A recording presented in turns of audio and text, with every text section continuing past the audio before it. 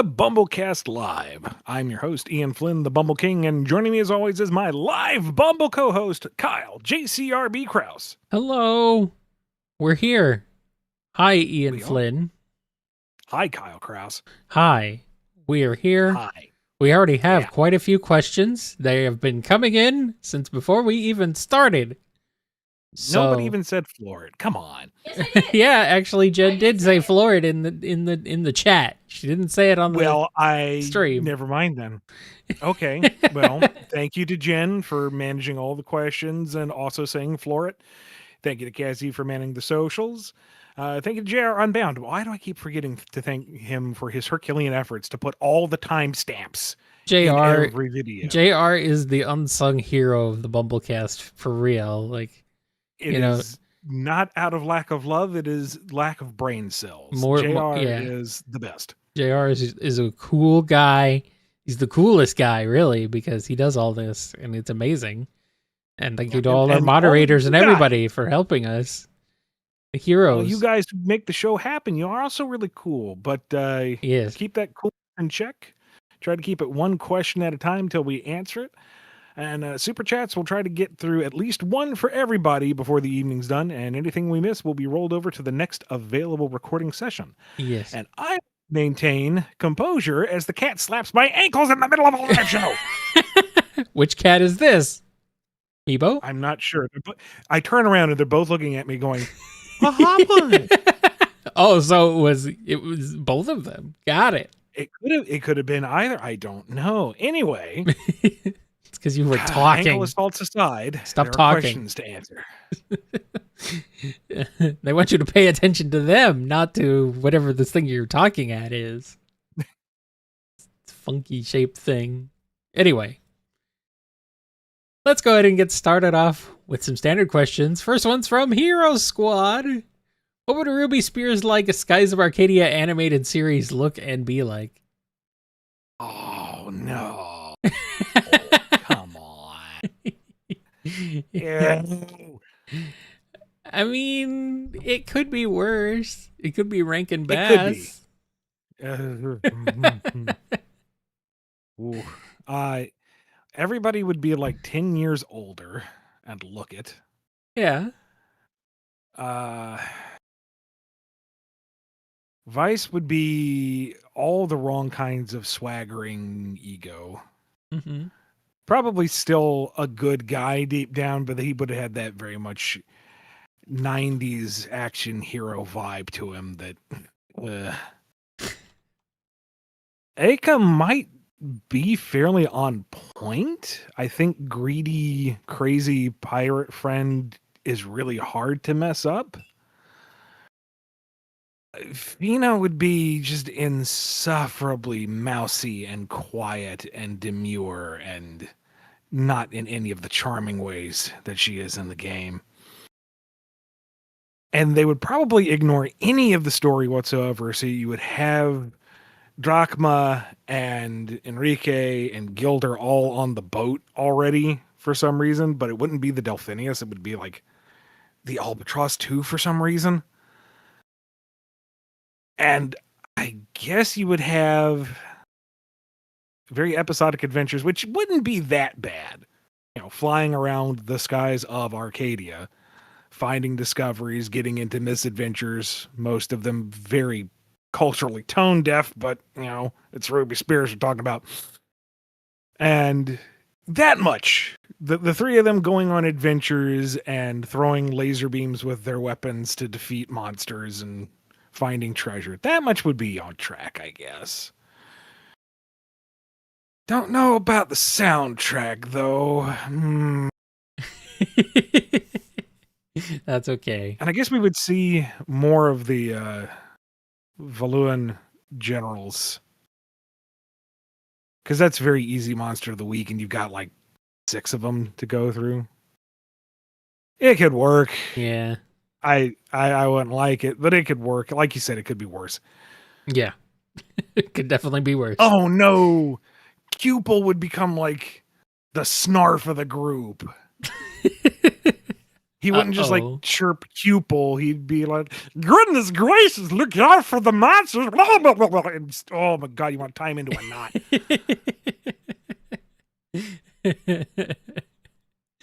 All right, well, yeah, okay, maybe it would be worse than I think. Still, I don't know. What I do know is we have this question from Uncle Venus. You wish to always be properly compensated for your work, but the genie misheard it as constipated. How is work for you now? That's what happened. All I can say, it's pretty backed up right now.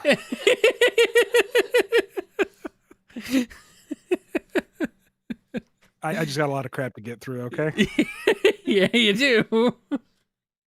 It's not a lot of movement going on. No, but I am flush with opportunities, so. Highbrow humor here on the BumbleKast. I mean, I don't know. That's how far you were filled up with crap, huh? Up to your eyeballs? I am not going to take this any further. I could, but I don't want to. All right. We'll wipe this one and continue on with Comic the Hedgehog. Kirby versus Gluttony from Full Metal Alchemist Brotherhood. Both at their fiercest in trying to swallow the other whole. Who eats? I mean, Kirby will. He has a long-standing history of defeating Eldritch horrors, and yes. Gluttony out of Full Metal is really Eldritchian. Very, very Eldritchy. Mm-hmm, mm-hmm. Might be the weirdest beam struggle you've ever seen, but ultimately, I think Kirby's going to get it, and then he's going to have the cutest little onesie leather romper and the biggest schnoz he's ever had. Actually, Kirby just basically Gluttony's head, sans ears and nose. So no, I don't like that. I don't like what I have conjured in my mind. Well, we're off to a rough start this episode. Ooh. This episode stinks. Here's one from Brody Golubon. Gentlemen, behold, Deltagoon, a Deltagoon Drogoon crossover. How's that go? And who owes Joe Boone $50? Everyone you meet. Doesn't matter if you've never met him before. That's the pacifist route in any encounter, is you just select him. Yep. He demands that every monster settles up and they either pay and you're done, or they go, it's in my wallet and my other pair of pants, and they don't wear pants at all and they run off stage and you win. All right. Works for me. Otherwise, it's the crew going on another dive into a particularly funky oasis that is not a natural biome on the inside, but a dark world. And everyone just has really freaking cool neon day glow redesigns. And the music is amazing. Mm-hmm. Well, yeah, that's kind of a given. Because I'm assuming it would be Toby Fox.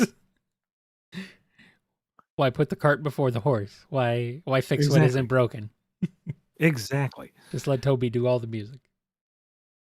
Beyond that, it's the crew getting into a situation that they are not prepared for and not familiar with, so that's par for the course.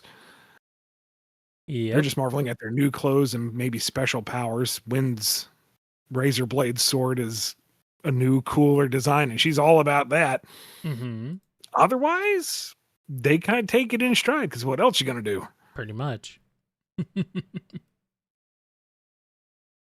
All right, let's switch over to some super chats. Starting off with this one from Anime Hunter 23.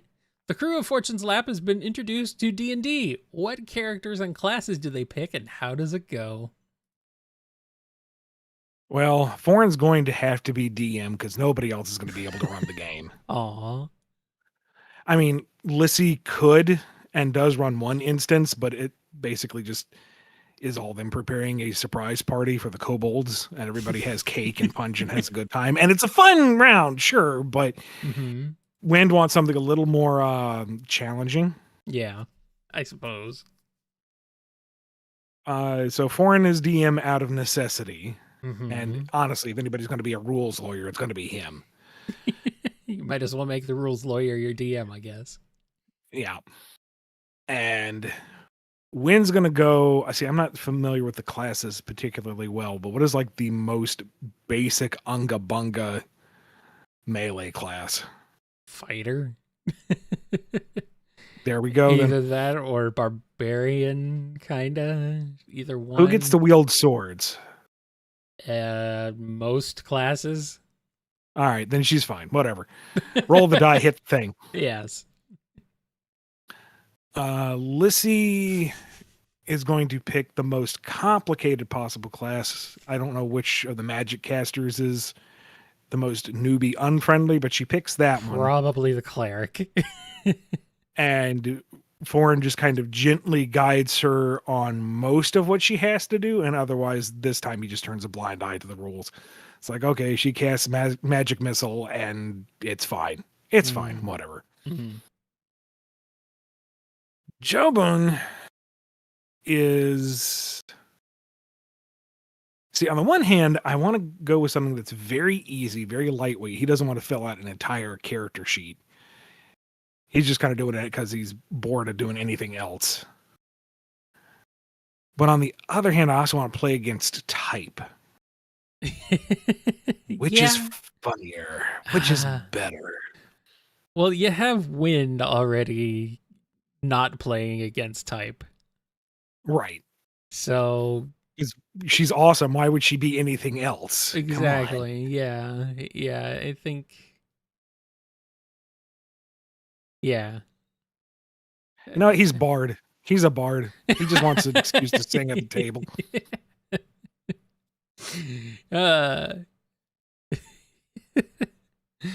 And he's singing, and Lissy's clapping along, and this is somehow giving Wind all the bonuses she needs to beat things into a fine ragu. Exactly, yeah. Foreign is just going, okay, well, we got through that instance. On we go. And hey, when rocks fall, everyone dies. You've already got your rock guy. Everything starts falling from the ceiling. Jones like, hey, I know those guys. Smush. Yep. All right, Chocolate Watermelon has a question. Favorite Looney Tunes director? Tex Avery, Bob Clampett, Chuck Jones, or who? I'm inclined to say Chuck Jones. I think Chuck Jones is one we've went with before because, I mean, I think he's done all the best ones, like Duck Amuck. Mm-hmm. It's like, it's really hard to talk Duck Amuck. Tex Avery, close second. Yeah. His surrealism, his absurdist approach is delightful, but early Chuck Jones. Later on, his stuff was just so soft and inoffensive and boring, but yeah, like old school Tom and Jerry, Coyote and Roadrunner, the Grinch Who Stole Christmas, that kind of stuff. Yeah. I watched Grinch again recently and I'm like, holy crap, this is still really good. Just everything about it, like the art, the animation, the voices, everything is just like really on point. Like, wow, okay, this was not a cheap production, that's for sure. Not at the time, at least. All right, Frozen Apple Juice asks, wow, February was a flash. Anyway, seems we're nearing the end of this bit. What if the Robot Masters from Mega Man 8 had hair? What styles and colors would they be? Mega Man 8. So Clown Man is one of them. We know that. Clown Man, you don't ever see his actual hair because every time he pulls it off, it's another wig underneath. Okay, yeah, okay. It's a different... Yeah, that makes sense. Like every hairstyle we've mentioned, including bald, it's just a bald cap. He pulls it off, and there's an impossible rainbow afro underneath, which gets pulled off to reveal cornrows, which gets pulled off to reveal a mohawk, which whoop, whoop, whoop, whoop, whoop. Yeah. Okay. I looked up Robot Masters and it showed me Claw Crab. I'm like, that's not a Robot Master from Mega Man 8. No, it's a boss. Let's see. Grenade Man. Frost Man. Tengu Man. Search Man. That guy has two Search Man heads. has- They should call him Search Men. What the heck? They have matching crew cuts, but they argue whose is more regulation. Okay. Astro Man. Aquaman. Astro- That's a different guy.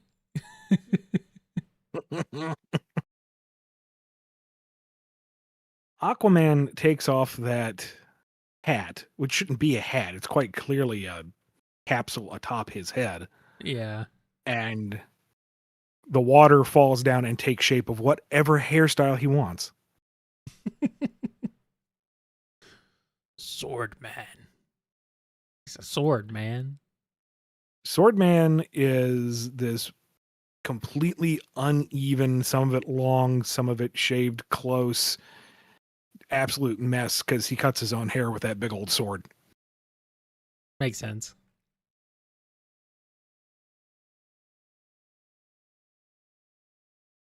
Tengu Man. Tengu Man.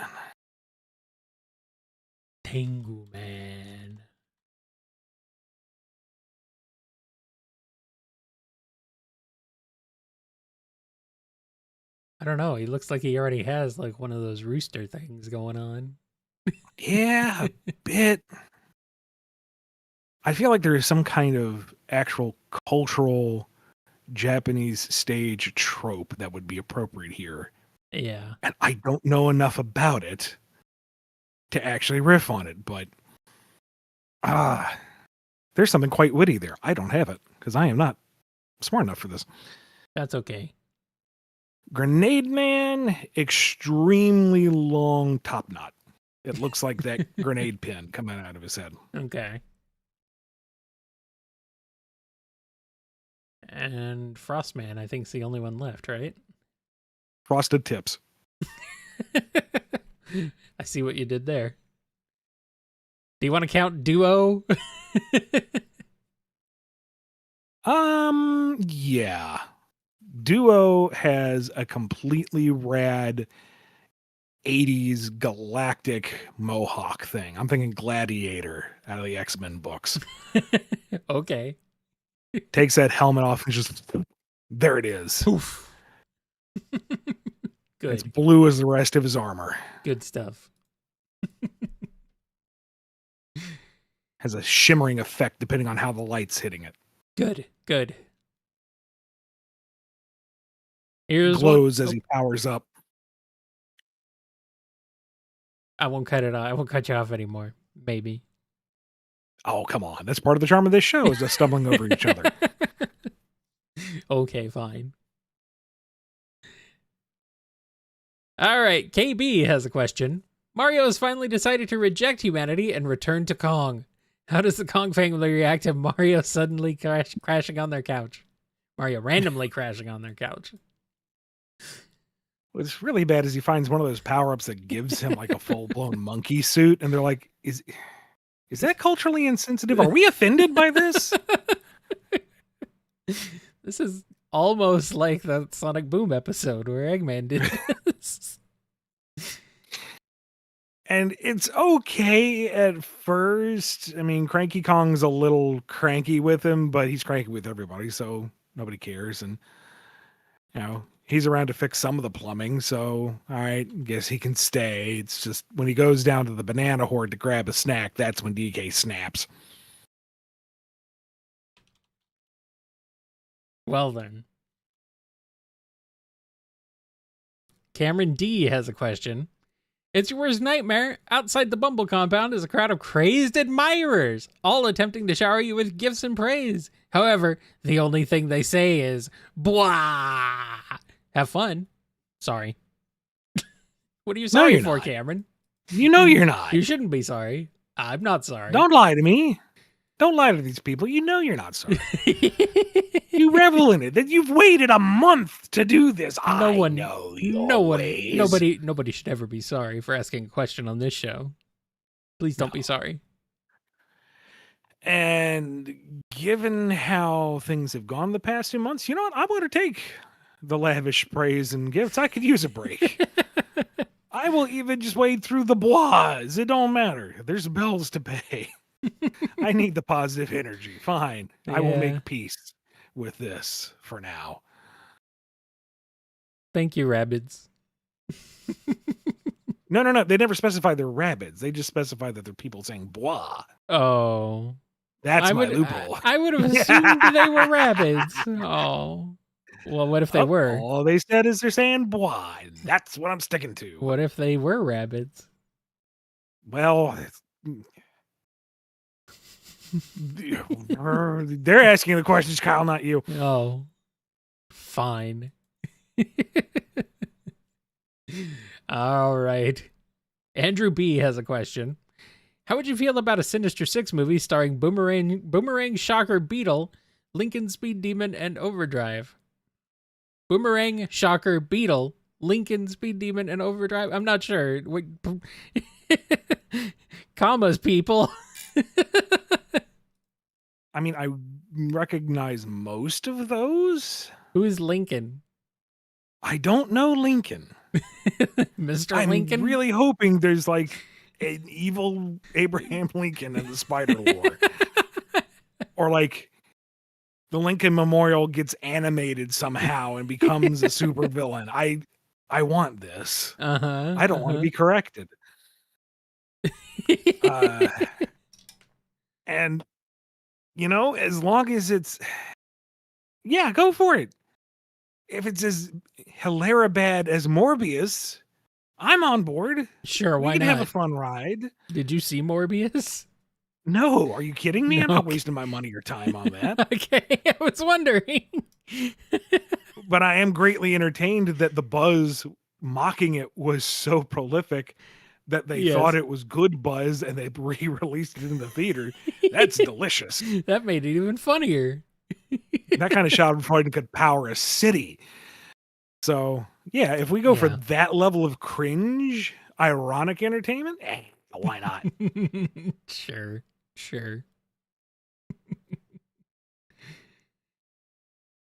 All right. Let's switch back over to some standard questions, starting with this one from Red Rebel.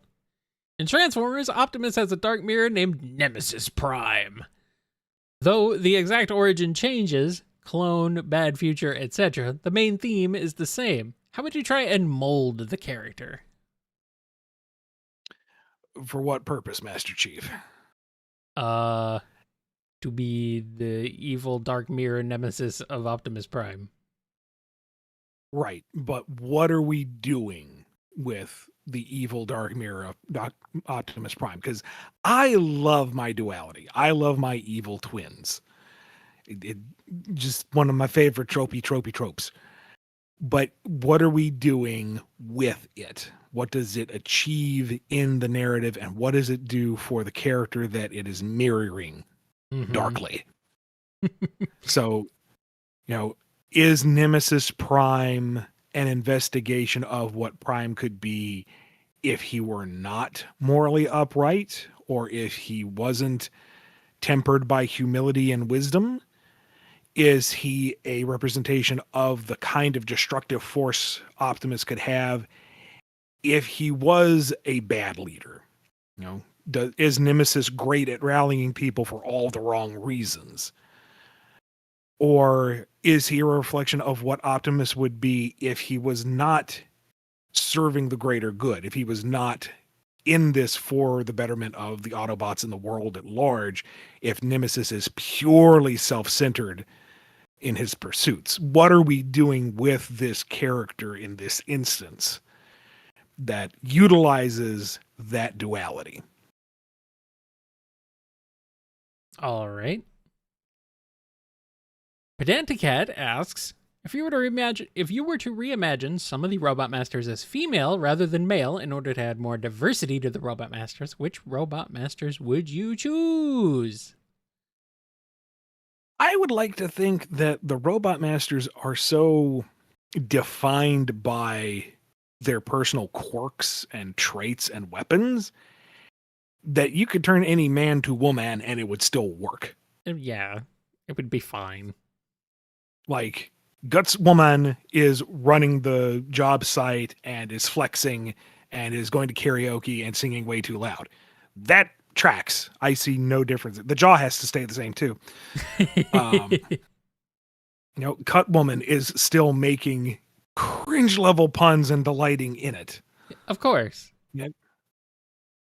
Quick Woman is still overbearingly powerful and arrogant, but still has that honorable streak. She's not going to defeat Mega Man unless it's on her terms.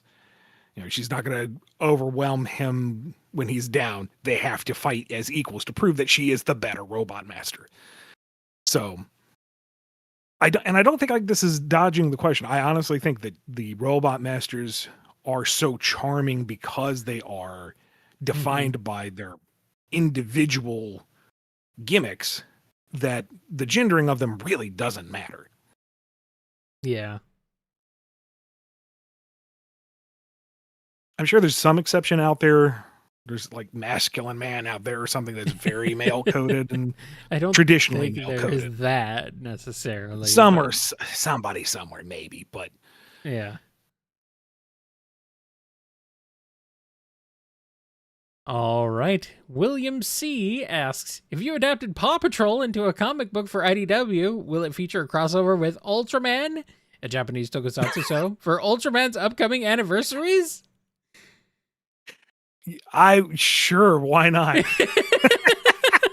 Does IDW even do Ultraman? I don't know. I don't know, but I'd be on board. I don't know if IDW does the Ultraman comics or not. I'm not sure.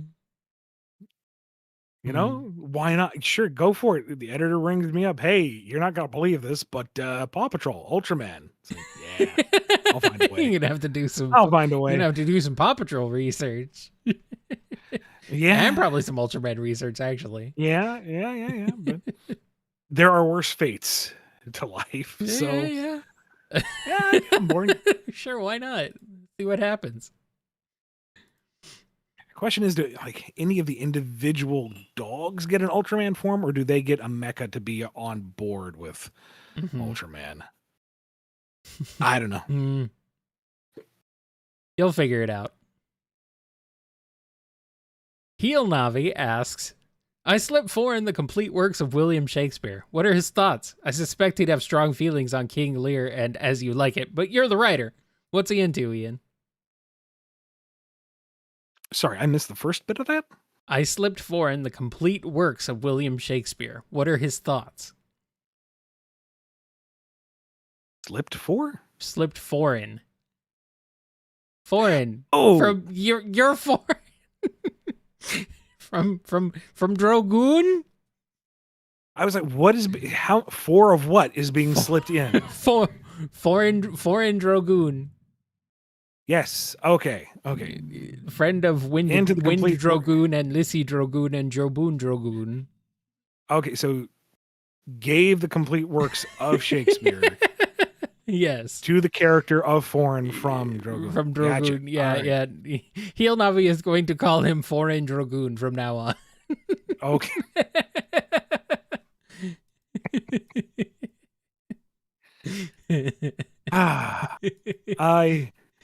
You did this to yourself. Yeah, I know. I think he would enjoy it. I think he'd, take his time to parse out the language that he doesn't quite follow, but he wouldn't use like the Cliff Notes version. He would actually research separate analytical books to figure out the context and the word usage and go from there. It's the longer route, but he's going to be thorough and he'll get through it. The one thing he just doesn't like is Romeo and Juliet. It's dumb. Yeah. He's not one of the right. tragedies. It's not one of the tragedies, but it's too silly to be anything else. It's just so disjointed. Why is this the popular one? And Because Wind, who has been romance. reading the Wind, who's been reading the abridged version, is you have no taste, dude. It's got action, it's got murder, it's got romance. How could you not like it? I just find it structurally weak compared to all the others. And she's just shaking her head. Mm-hmm. Does he have strong feelings on King Lear and As You Like It? Lear's a bit slow, but he sees the nuance in it. He sees the subtle charms, and when it's like, I put it down. It's like, of course you did. As You Like It? Oh my god, it's been so long. Yeah, I don't remember That one I'd have to review anything myself about that before I one get at into it. all.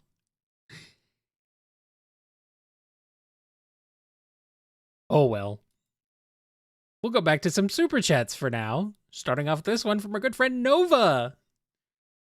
In the spirit of the Resident Evil 9 release, what members of the BumbleKast could survive a Resident Evil style zombie outbreak? For science! Oh, I'm on the buffet first thing. I am kibbles and bits and bits and bits within the first hour. I probably wouldn't be too far behind you personally. Alternatively, I'm such a homebody, I might survive it and not even realize it happened. Mm-hmm. Yeah, Like I mean, that's true. I don't believe either. Like most of the events seem to happen within a 24 to 72 hour period. You know, it rises, it falls, stars comes in, cleans up the mess, gets it under control. So yeah, as long as I remembered, as long as I happen to have done the grocery shopping like the day before and I don't have to go out, I might be okay. Maybe. Let's see. I mean, Straub could solo the zombies. oh, easy. Yeah. she'd kick all our asses and all the zombies' asses. Kazzy can fly, so unless something gets on the plane, then she's probably fine. That depends. Is there a title character on the plane? Or is there a title character that can see the plane dramatically fall from the sky? If there's no title character within eye shot, yeah, Kazzy's fine. Mm-hmm. You mean a Think Resident Noni Evil can title himself. character? Yeah. Yeah, okay, let's specify. Like if Leon is present to go, well, there goes my frequent flyer miles, doomed. Not gonna work. But if it's just random civilians, you're fine. You're fine. As long as you're out of the dramatic sphere of influence. I'm not sure if Rye would deliberately go out and get himself bit or what. No, Rye's just biting people and saying what? Or maybe that. I was gonna when say, in Rome, bite as the Romans do, right? I was gonna say maybe he runs out there to get bit, just like get it over with. I'm done anyway. Join the party.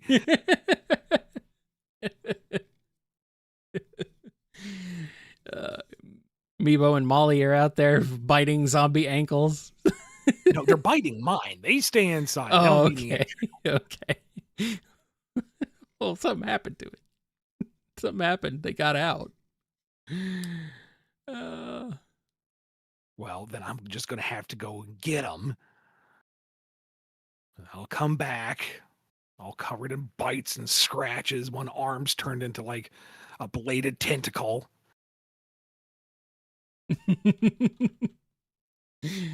Nova asked the question. How does she do? I think Nova could like sneak around and escape. She can run, yeah. Keep her head down. She'd get away. Yeah. Lots of near miss explosions, lots of cadavers falling around her. You know, dramatic set pieces, but she'd be all right. Probably same with Thievius. He could run. Yeah. And maybe Puppy. Puppy, I think is smart enough not to even go outside. Puppy would just kind of see the news and go, Nope, not going to chance it. I'm good. Puppy could beat him over the head with their cane. Yeah. Or just like keep them at bay. Most of these things are not the most stable. Yeah, it's So true. give them a poke, they fall over, shuffle on by. Just keep moving. Yep. Yeah, he'd be Stay. fine. And Noni would just body them out of the way. Oh, yeah.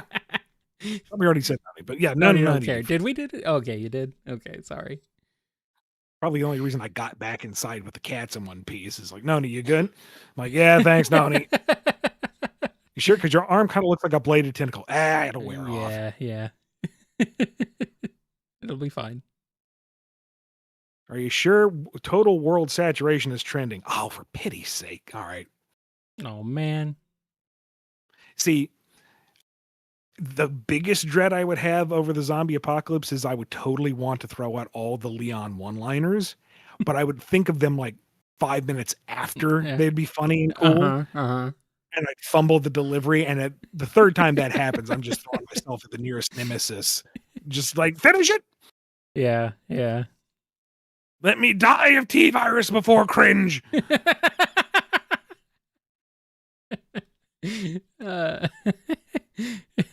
Leon only gets all the cool one-liners after the original Resident Evil 2. In the original Resident Evil 2, he's kind of a dork. Yeah, but between 4 and 9, he's gone past that. He has cemented himself as the best male protagonist. I know, but like in the original, he's like, eat a wheat. To be fair, he's still like that in 4, but at least he's got the one-liners. Well, later on, he gets voiced by Matt Mercer, I think. So that's an upgrade.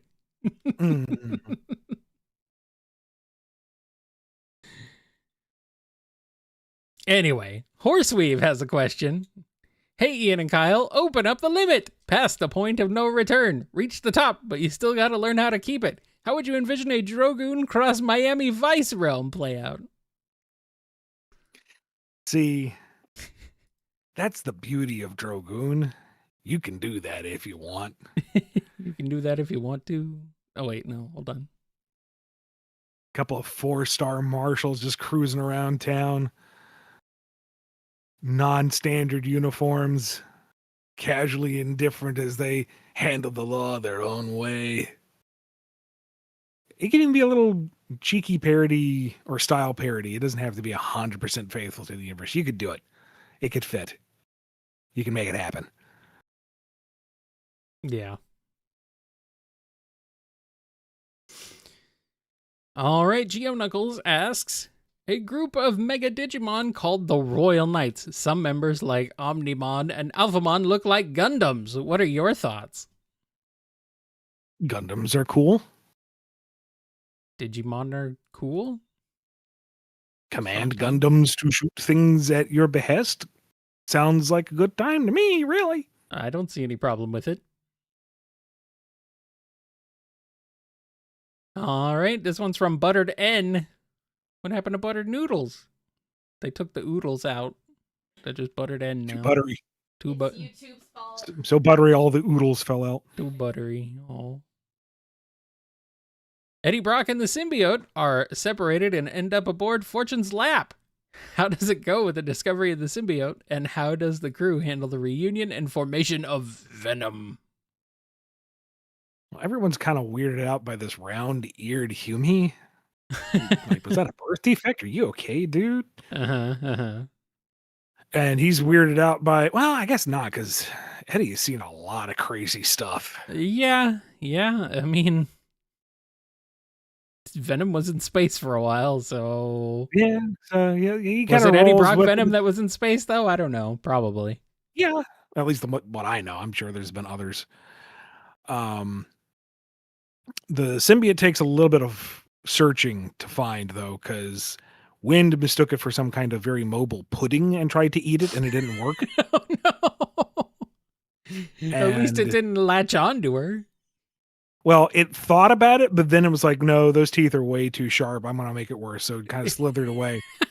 Wow, it actually has restraint. Couldn't bond with Jobo, and just it wouldn't take. Yeah. Could tell by a glance that Foreign is just too uptight. They are not going to sync up. So instead, it bonds to Lissy. Oh no! I thought you said nothing bad could happen to the cinnamon roll. What are you doing? Oh, now she has just the biggest, toothiest smile. Oh, okay. And look, she can bounce around the room, and she can make webbing, and her hand can make all sorts of shadow puppets without even having to make the shadows. Okay. And we are Lissy and friend, because she's going to acknowledge her friend, who Okay. gives her a hug all the time.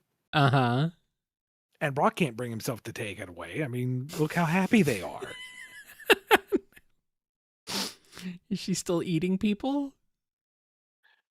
Well, I mean, there is that little voice in the back of her head saying, you know, their brain looks really tasty. And she's like, I don't eat brains, and that would be mean. But we can have chocolate. And he's like, we can do chocolate. Okay. And Foreign says, you've had entirely too much chocolate. And Wynn goes, if she doesn't eat chocolate, she's going to eat brains. And Foreign says, let's go get them more chocolate. Okay. And Eddie's going, we could have had chocolate this whole time? Do you know how many mugger brains I'm still picking out of my teeth? Chocolate. Chocolate chip pancakes. There you go. Best of both worlds. Yes.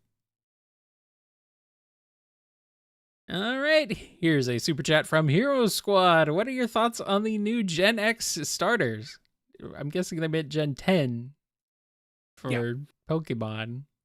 There's new Pokemans. Although Gen X starters is kind of funny. It makes me think of something else.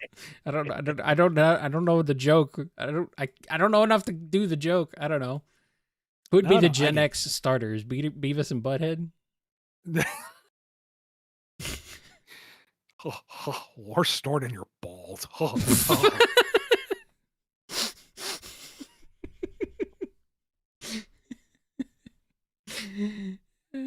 no. Oh no.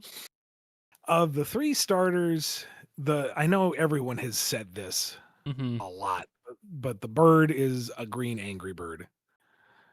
That's all there is to it. When I first saw the 2D art, and I guess it was just the angle of it, but I didn't see the eye whites, so I just thought it had like little pie slice eyes. I'm like, it doesn't look that much like the Angry Birds. And then I saw the full render with the actual eye whites, and it's like, oh yeah, no, that's just red from Angry Birds, but green. Kinda. The gecko's okay. It doesn't really do anything for me. The weird eyelashes things creep me out, honestly. I don't like fleshy eyelashes. That But the fiery Pomeranian is fantastic. And I know it won't happen, but I saw somebody's proposal for the evolution line, and it just gets bigger and fluffier with the exact same happy little Pomeranian face. And I like that. I wish that were real. I'm curbing my expectations because they already disappointed me 2 generations in a row. And it's like, these are okay, especially the Pomeranian, but what are the evolutions gonna look like? Just waiting for the other shoe to drop. Yeah. Like, I was all about Litten. Litten looks great. Can't wait to have this cool, badass fire tiger. It's a WWE heel. Okay, that's kind of funny, but it doesn't look like a Pokemon anymore. It looks like a dude in a suit. You don't like Incineroar? I mean, Incineroar is fine. It's not. Here's my thing with Pokemon. I prefer it when they are animals, when they are creatures in the world and they are part of the environment. When they start wearing clothes, when they start having individual characterization, they're not creatures anymore. They're characters. Right. They're mascots. And I know that's what they're for. I'm not blind to that, but it takes me out of the fantasy and it becomes, okay, so are all Incineroars like that? Or what was it? What's the grass cat? The Sprigatito? I don't know. Like, it was an adorable little grass kitty. I'm like, yo, that could turn into like this badass like saber-toothed tiger thing with like wooden saber fangs or something. And no, it's a dude in a suit. Mm-hmm. Mm-hmm. Now we have Spanish water duck Quaxley. I cannot wait for my fantastic lance-wielding Duck Quixote. Bring it on home, game break. No, it's another dude in a suit. Uh-huh. Uh-huh. It's Pave from Animal Crossing. And there's nothing wrong with Pave. Let me specify that. Pave is fantastic, but Pave is Pave. Pave exists in Pave's world. Mm-hmm. Pokemon is not Pave. All right, you Gen 1er. Yeah. But Although you had Mr. Mime in Gen 1, so... Okay, Mr. Mime, who was it who was doing the localization back in the day? I don't know. Nintendo. Anyway, like he famously said, look, if they start introducing like actual genders to these things, you're gonna paint yourself into a corner. A more accurate name for it would be bodyguard. It creates a barrier. It's kind of bard like in that he's the jester clown thing. Go with that. No, we want to call it Mr. Mime. All right, fine. And then sure enough, well. If we were to get me to rant about everything, I would just retcon with Pokemon. It'd be insufferable, but we'd go for another hour. It'd be the whole thing. You'd just start over. Yeah. If anyone wants to like sponsor Ian Flynn as an old man shouting at clouds about Pokemon, then sure, go for it. I cannot bring myself to force that on anybody unwilling. We shouldn't do that in the middle of a live show. No. So, in summation, new starters are okay, like the Fiery Pomeranian. Mm-hmm. Very, very wary of where they go with it. Please just stay on all fours. Don't go upright. I don't want another dude in a suit that's a firefighting type, for pity's sake. Mm-hmm. Mm-hmm. All right. Let's move back to some standard questions. This one's from Shonen Boys. Kirby, King DDD, Meta Knight, and Waddle Dee decide to spend Valentine's Day with each other. What places in Dreamland do they celebrate together? In Dreamland. I imagine it's basically a bar crawl, but to every like cafe and sweet shop. Okay. So it's like, a candy crawl. Yeah, you stop here for some macarons, stop here for some muffins, stop here for an overly sugared latte, go back for more macarons, and Meta Knight's the one footing the bill. Mm-hmm. Now, granted, he's footing the bill off of Day-to-Day's account, but he's the one with the actual credit card. Yeah. You got Kirby and Day-to-Day getting drinks that are more sugar than any candy on the stand, and Meta Knight's there with his black coffee, which he somehow sips through his mask. I don't know. He's a master at all things. And Waddle Dee can just, like, I don't know, be the chauffeur because it's not a character. It's just a mook that you swallow for no actual power. Okay. Yeah, I'm going to die on that hill. I'm going to be a curmudgeon. Okay, well, that's fine. Question from Anime Hunter 23. Hello, Ian and Kyle. I must ask Ian, has there been any Drogoon cosplay pics sent your way? Not yet. If you are so inclined to do the convention circuit this year as somebody from Drogoon, please send a picture my way. And if you don't mind, please specify that I can put it on the fan art page. I would love to share that with everybody. That would be amazing. And even if you don't want it shared everywhere, I would still love to see it. Just specify, this is just your eyes only, and I will appreciate it myself. I'll show it to Adam. He deserves to see it too. Ian but you know should what I mean. see it. Ian should.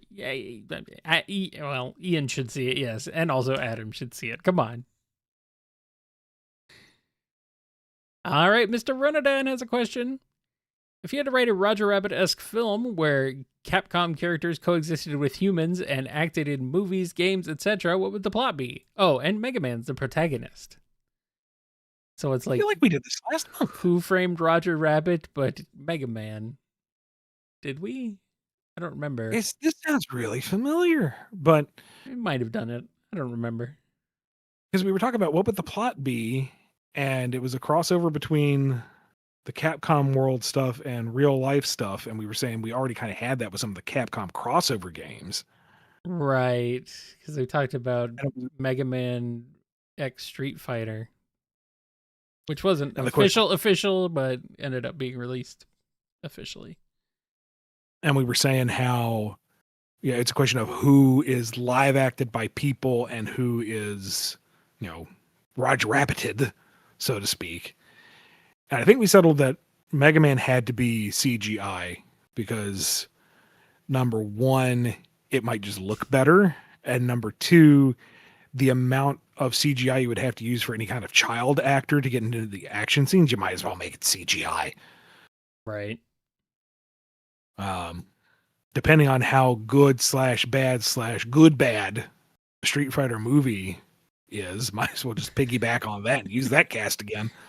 I hope it's bad. Me too. In the best way. In the same way as the original, yes. Because the original is amazing. It's bad, but it's amazing. Whatever story it would be, I wouldn't want it to be the, oh my gosh, video games have come to life. I'd want it to be, the live action animation mix for the presentation, but play it straight. This is the world of Capcom. Dr. Light is working out of his lab and checking up on the news of the latest shenanigans from Shadaloo. The next continent over, you've got the Dark Stalker characters doing their thing. Let it be a shared universe, and nobody bats an eye at how absolutely insane it is, because that's just how the Capcom U works. Yeah, why not? Resident Evil, it's happening. Sure, why not? Dr. Light, we can't wait for our vacation to Raccoon City. Yeah, about that. We're going to stay in for this week. Also, if you have to excuse me for a moment, I need to make a very angry phone call to my good friend Dr. Wesker. Oh. That cartoonist guy asks, time for Tina Flynn, the new sitcom starring Ian's household and his lovable pet Pokemon, Giratina, and also Geeble, or Geeble? I don't know how to pronounce Geeble. that. Okay. Kyle guest stars often with his Goomy. What happens this week? I looked up a Goomy, and yeah, I'm down. Gibble is basically a football-shaped literal land shark. Okay. It almost looks like a Kirby enemy when you get down to it. Okay. Oh, And, okay. I do recognize that thing. Okay. I know what Giratina is. Okay. Yeah. Which is fine by me because I love Giratina. Giratina is a big badass like dragon sword. I don't know if it's a dragon type. Yeah, it is. Okay. Yeah. Cool. Yeah. I didn't mean dragon type. I meant more like, it looks like a dragon, but it actually is a dragon type. Yep. And we would be bestest friends, and he could just hang out next to my condo, and I could go out on the porch and give him snacks from the patio because he's that tall. Yeah. We go flying off together on magical adventures, smiting evil. And the Gibble comes along for the ride because it's an adorable little football with fangs. Yeah. And, just give it snacks on the flight and let it eat the bad people as we smite evil. It's grand time. See, the most thing I know about Giratina is the amazing battle music from one of the games. I don't know if it's always the same battle theme, but one of the games has a freaking insane Giratina battle theme. It's crazy. Yeah. And Kyle comes, after a busy day of out there being good Samaritans by smiting evil, we come home and, hey, Kyle came over and brought a pizza. One for everybody. Huzzah! Roll credits. Yay. I like this one. This is a good Yay. sitcom. Me and my Goomy. All right. Dog Shades has a question. Don't worry, Ian. This question won't be a sitch at all. How would you feel if KP reached out and told you that she liked your Archie and Drogoon work? You've seen Kim Possible, right? Yeah. Was a fan of the show while it was still on the air. God, how long has it been done? A long time. I do know that. But Kim is a smart young lady. She has excellent taste. So if she enjoys it, then cool. Badge of honor for me. Cool. And this one is from Mr. Saturn 1011 V2. What do you think it truly takes for a once popular franchise to fall out of relevancy? How horrible of a fate do you think something losing relevancy is, really? What does it take to fall out of relevancy? I suppose just exposure is a big part of it. Time If it is more than anything. If you do not have new content coming out regularly, good or bad, it just kind of falls by the wayside, especially because we're drowning in so much media as it is. But there's also a degree of restraint needed, because if you just keep pumping out content, that well's going to run dry eventually. And it becomes clear that you just have the IP on life support to keep it relevant. So in my mind, it makes sense to kind of crop rotate these IPs. Let something organically rise to popularity, have a couple years, do some fun experiments with it, and then let it peter out and build something else up so that you have that fondness and that nostalgia for what was there. And within a 5-year cycle, bring it back up again with a new coat of paint, or here is the revival, pick up where we left off, and bring in that generation that grew up on it, and then pick up the new viewers who are like, oh wait, what is this that I have heard so much about, and jump on board and go regularly with that. Trying to be too topical or too tuned into whatever is immediately in the popular media, your slang and whatnot, your cultural references, is very, very risky. Yeah. I mean, some of the Looney Tunes stuff, some of the Animaniac stuff manages to endure because it is something of a time capsule, and because the jokes themselves are universally understandable, even if you don't get the full context, and they are not the singular thing that the shows are based around. They can endure on their own merits.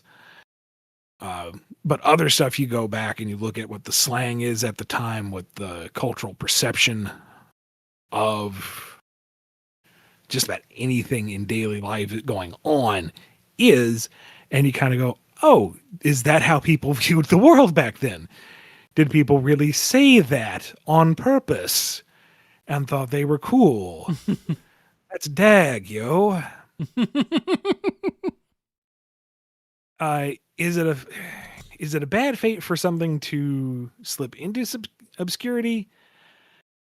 That is a heck of a philosophical question, to be perfectly honest. To be fondly remembered for a time and then to fade away into something that doesn't get corrupted, that doesn't get revivified into an inferior product, that's not necessarily a bad thing. Yeah. But for something to have any kind of cultural impact, to bring joy, to inspire others, and then to just disappear is a little sad. But I also feel like, in general, this fear of anything being ephemeral is, I hate to say, a toxic way to think about it. It's not a healthy way to think about it. Nothing lasts forever. And I think it would benefit us all, myself included, to enjoy things for what they are when we have it, enjoy what once was, and be happy that we had it rather than it is gone. And look forward to what new can be created in its image, in its memory, in its themes, or just wholly new. Yeah.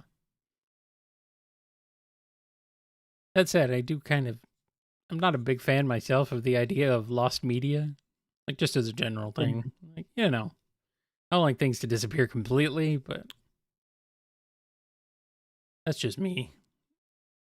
No, I think there's definitely validity in wanting things archived, if not to be consumed perpetually, then at least learned from. Right. All right. Let's switch back over to some super chats. This one's from Bomberman P978.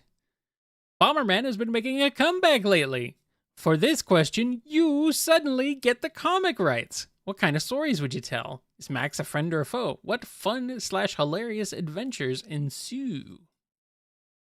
I am not terribly familiar with the Bomberman franchise. I know that there is a solid cast of characters, and generally speaking, it's very light-hearted, cartoony violence. Usually, So I would yes. imagine- There was that one game we don't talk about. Well, we'll But put a other pin than in that, other than that, so something, action comedy, something lighthearted, maybe somewhat episodic with a central through line that you can build towards. Depends on if Bomberman already has a bit of a story that can be mined from, if there's like just enough nuggets here and there that you could build a solid through narrative and just retell the games, but in a narrative fashion. I don't know. I would have to look it up.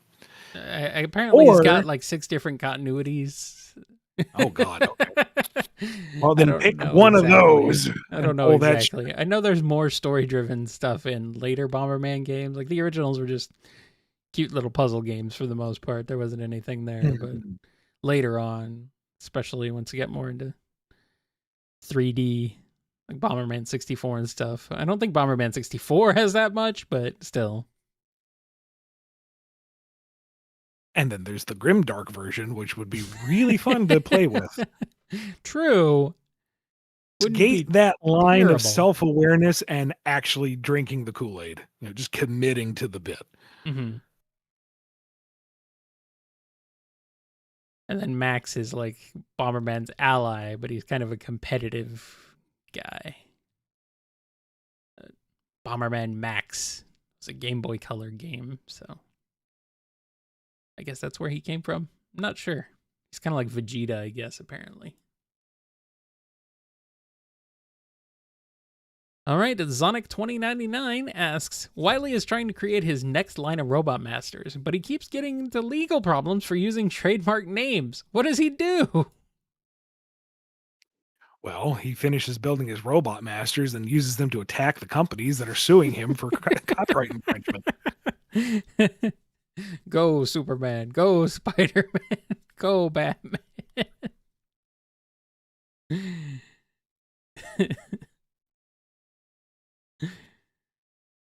Makes sense to me. Now, Volkswagen man, bug them. Bug them. Brum. Excessively. I didn't think this pun through. Sorry. Mhm. Here's one from Sonic Fighter 09. How would you handle a sequel to Mighty Number 9? I don't know where the last game left off, to be perfectly honest. Call it Mighty Number 10. I call it 9x2. And that way you have the X prominently in there, so you think it's some kind of continuation a la X, but it's not. And that really confuses people. I don't know where it left off either. Never finished it. I don't really know the story too much outside of Beck and Call serve a Dr. Light analog, and there's a Dr. Wily analog, and they fight some robots, but I mean, I don't know. technically a sequel already exists, and it's called Mighty Gunvolt Burst, which is a pretty cool game. Pretty good game. It's not bad. So there you Now, go. I think whatever Mighty Number 9x2 would be, I think it would behoove it to try to break away from the Mega Man narrative formula.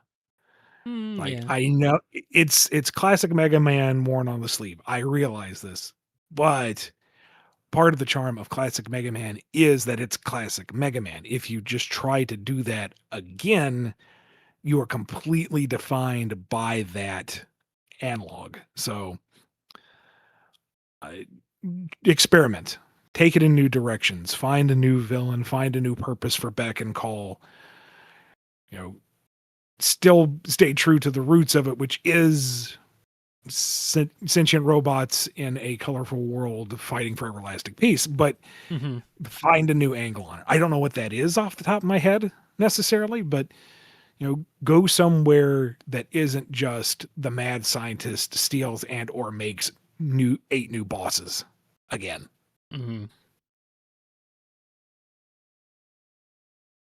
All right, we got one from OzJam. Glomgold decides to adopt a child to compete with Scrooge's Webby. So he gets a small young girl named Anya, not for her mind-reading powers, but because she was cheap. How does it go?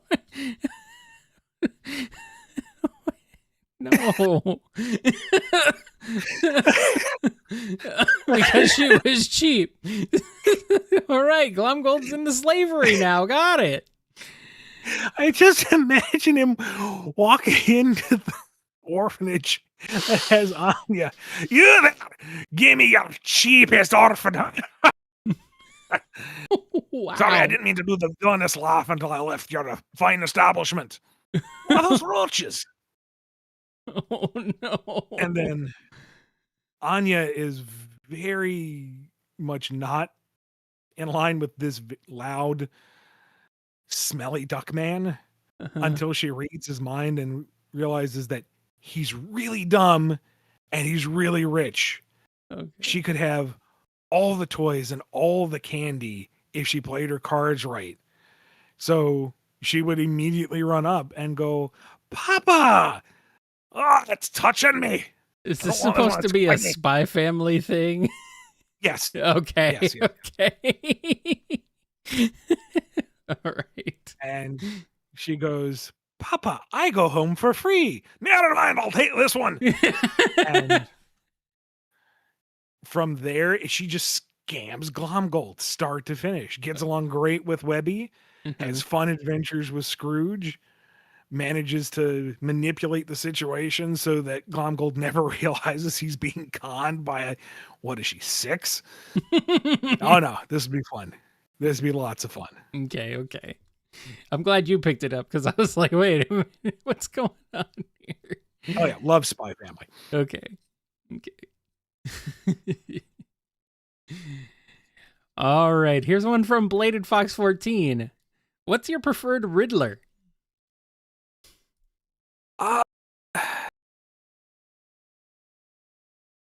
Partial to the animated series. Yeah. I really like that. I love that outfit. I love that suit. Yeah, I was gonna jokingly say Jim Carrey, but I don't know if I can pull. I don't know if I can do that. Nah, and I'm blanking. There was one particular actor in the Adam West Batman that I'm certain Jim Carrey was channeling for the movie. Yeah. And I remember as a kid being annoyed that why is this Riddler laughing more and is more psychotic than the frickin' Joker? Right. But that kind of manic energy, that delight in his own shtick, I dig it. I like that chaotic energy now. I've come around to it. But I also like that smarmy know-it-all angle from the animated series. And again, I freaking love that suit. I don't care if it's a bowler hat. It's got the cane. It's got the blazer. I would legitimately rock that in real life if I could fit it properly. Mm-hmm. You know, I would become a Batman rogue just to rock that look. And I am legit disappointed that they dropped the angle that he became a private investigator, mostly on the side of good. I really liked that angle for him, and I'm sad it went away.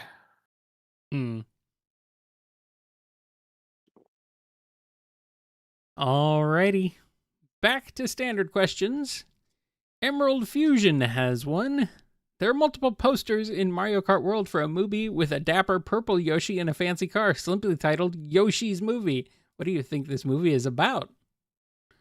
I would assume Yoshi. Well, maybe. It could be about anything, really. And also... And if Yoshi's in a car, then it's obviously Yoshi moving. But you're so smart. No, let's not give me too much credit here. I don't know. Maybe it's a fun Yoshi road trip. Maybe. Although if it's a purple Yoshi, it makes me think of Boshi from Super Mario RPG. Yeah, but Boshi was blue. Boshi. I guess he was more blue, huh? But that doesn't mean that Boshi can't also be in the movie. Maybe he's like an antagonistic force. That's true. You true. think he's chasing purple Yoshi cross country until finally they get to the final destination, and the purple Yoshi has found the courage through the friends he've met along the way to confront this mysterious stranger that's been chasing him on a motorcycle this entire time. And Boshi reaches out with like some kind of collectible and says, "Here, you drop this on the other coast," and then rides off into the sunset. And the purple Yoshi looks at this meaningful trinket, this one thing that they thought they had lost this entire movie, and found that it really was just finding its way back to them, and poignantly looks out at the sunset behind Boshi as he drives away, wipes away a tear, and poignantly says, "Yoshi." Amazing.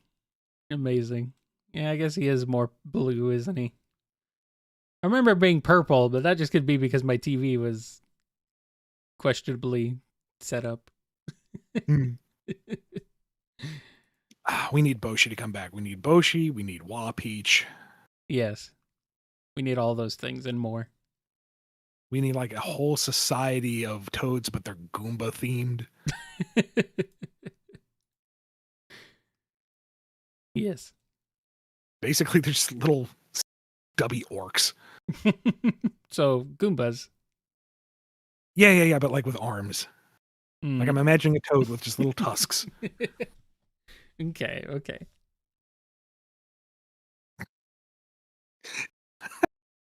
Entire village is these horrible little orc Goomba things. Wag! Terrible. Zug, rip and tear.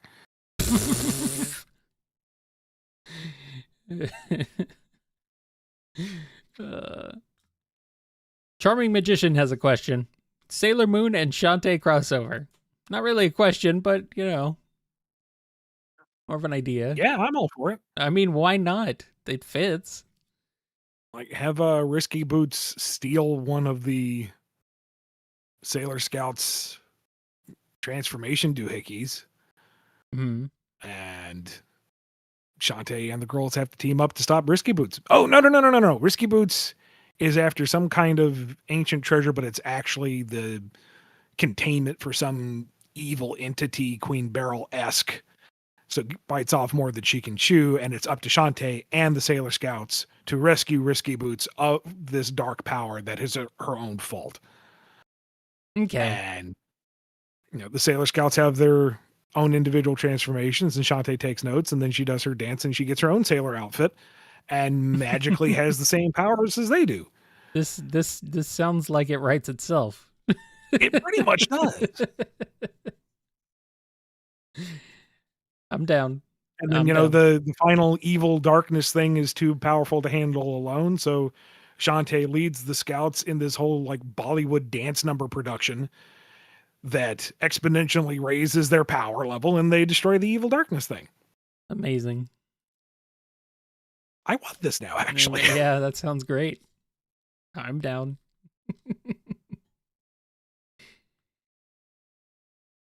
All right. Energe50 Productions 32 asks, Mega Man Hunter HQ, but it's the Office 2 Electric Boogaloo. You've got Zero and Axel jumping around walls. Parkour, parkour, parkour, parkour. Hardcore parkour.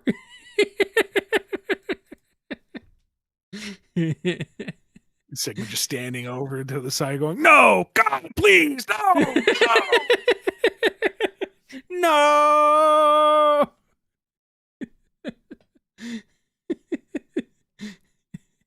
Stay calm. You've got X just kind of placidly watching all of this madness unfold, and it cuts to him alone in the office. I'm going to burn this place down. These days, I'm just going to burn it down. I don't care what Dr. Light said. I'm not okay, okay? I'm just not okay. Cuts back to the live shot.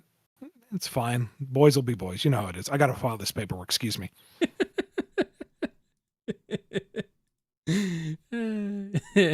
Pretty much. Extremely long running will they, won't they, Zero Iris office romance. Mm-hmm.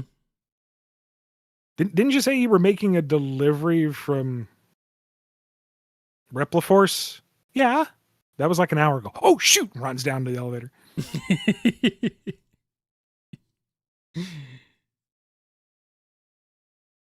All right. Necromage asks, within the Dragoon crew, which two members share the strongest bond and which two have the worst relationship with one another? That's the funny thing. Yes to everybody. That's the charm of them all, is that they are the best people with each other, and they're all oil and water. Like, Foreign and Wind constantly bickering, constantly biting at each other, physically and metaphorically. He's always trying to rein her in. She's always feeling stifled. He'll make some snarky remark when he really ought to just diffuse the situation. She will say the wrong thing at the wrong time, but on purpose. But there is this trust between them, this father-daughter bond that they'll ride or die for. Like, she will move realms for him if need be. And he kind of knows that deep down. And there's that frustration that he knows that she can be so much more. And she's like, I don't need to be more. I'm already awesome. And just bicker, bicker, bicker, bicker. Mm-hmm. You've got you have an inherent Abbott and Costello thing going between Foreign and Jobun, where Jobun is so easygoing and take it as it comes and often misses the forest for the trees, while Foreign is planning 10 steps ahead and has every single individual leaf on every tree cataloged. And you have to think things, we have to stick to the plan. And that Jobun's like, there never is a plan that reaches its end with these guys. Right. Something is going to go wrong and you got to roll with it. You got to relax. Life just comes at you. Oh yeah, probably should have paid that bill. Oops. I know a guy, he can get us out of this, and just and I guess Wind and Jobun kind of vibe together for the most part, because he's not going to necessarily rise to her level, and she likes the fact that he's not overbearing at all. Mm-hmm. But she's also going to be more proactive and want to do things, and doing things usually gets them into trouble. Right. And Jobun really doesn't want to ever be in trouble. He just wants to mana hunt, okay? Grab the rock, put it on the boat, sell the rock, go do find more thing with boat. Just Why do you have to fight things? Why do you have to jump into that creepy abyss? Why do you have to make rude gestures at the police? Just win, come on. Chill out.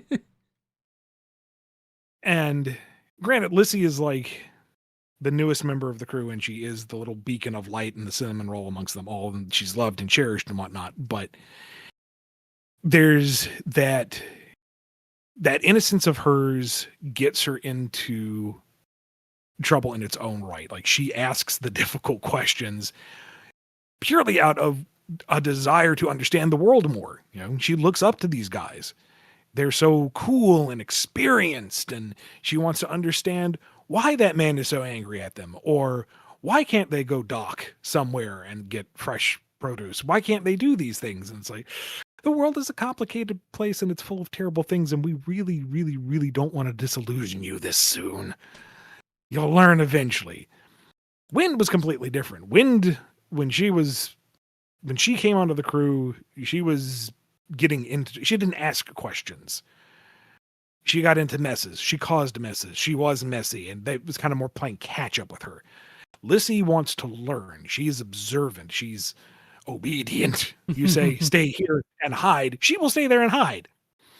So it's the first agreeable character any of them have met. And they're still acclimatizing to that.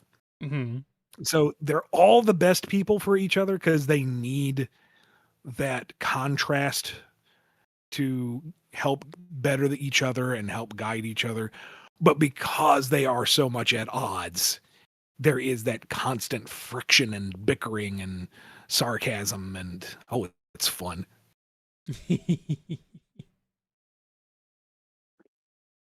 Oh, good. All right. Next question from GameTune605. If you could cast voices for Agent Gilbert D. Stern and Agent Rosalind Krantz from Archie Mega Man, who would you choose to voice them? I personally see J.K. Simmons as Stern. Oh, yeah. That's a good one. That's a dang good one. I'll allow it. I only hesitate because that's too perfect an answer. It's like, there's got to be somebody else. We can't always go to J.K. Simmons. We can always go to J.K. Simmons, Ian. He'd be such a great Gil. He would. Oh my God, he'd be such a great Gil. The only thing, he sometimes is a little fast in his delivery. He has that kind of energy to him, and Gil is much more slow paced. He's seen so much, he's not in a hurry. So you would need a kind of slow, deliberate delivery from him, but he could do that world weary sarcasm, dryness. Ooh. It's really good. See, this, and I'm terrible with voice actors. Who would be a good Rosalind? Let's think of characters. That might be a little easier.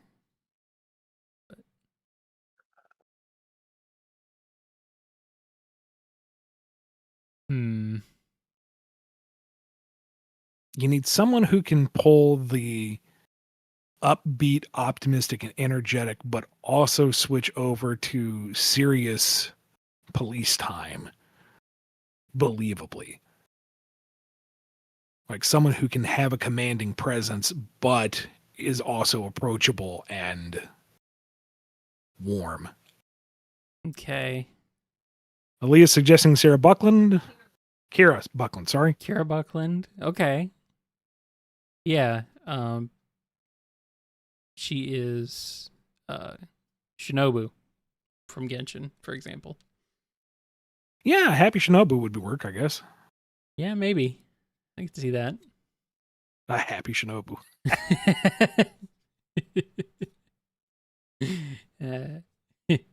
I was thinking Amber May, who voices Dia, among other random characters.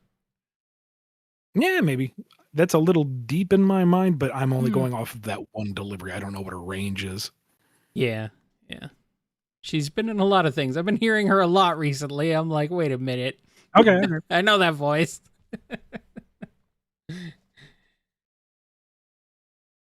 All right. Switch back to some super chats real quick. This one is from Heel Navi. This is for you, Ian. No question, just a tip. Oh, thank you very much. Yes. Thank you, Heel Navi. And the Might of Gabara is here with one.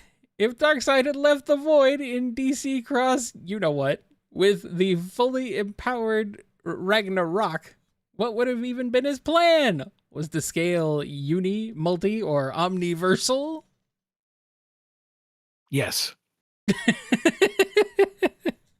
it's dark side. He brings bad things wherever he goes, and he wants to go everywhere. So he would be a reality ender. I'm pretty sure he says that in the crossover. Okay.